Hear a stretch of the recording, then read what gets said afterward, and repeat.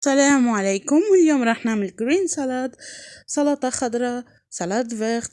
تعددت معانيها لهالسلطة، ويلا نشوف طريقة تحضيرها. وبقلب جاط فرمت كم ورقة خس فرم خشن، وحبة من الخيار كمان فرمتهم مربعات. منضيف لأنهم ضمة صغيرة من البقدونس مفرومة ناعم،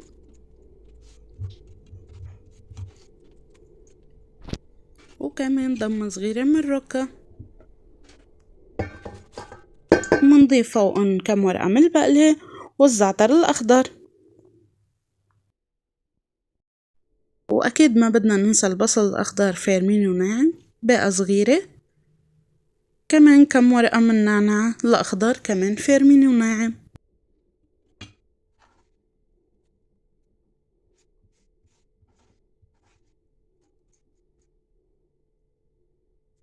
وبالآخر بدنا نضيف لألن حبة من الفليفلة الحلوة الخضرا، وإذا كان متواجد عندكن حبة أخضر كمان حطوه، بس أنا ما كان متواجد حطيت يابس، وملعقة كمان من الأوريغانو.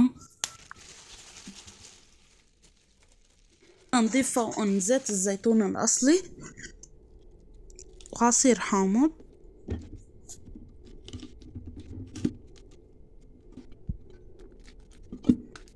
وشوية من المايونيز.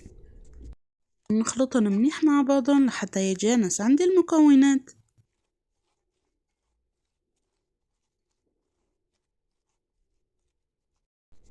أنا نسيت بالأول حط ملح، بس ما بيأثر، آخر شي بنرجع بنحط الملح وبنحركهم مع بعض. نسكب السلطة بقلب صحن للتقديم. شوفوا ما شاء الله شكلها بشهي، وعن جد طلعت كتير طيبة. ميرسي لكم على المتابعة الحلوة، وشكرا لكم. ما تنسوا الاشتراك بالقناة وتفعيل جرس الإشعارات، ورمضان مبارك علينا وعليكم يا رب بالصحة والسلامة. باي.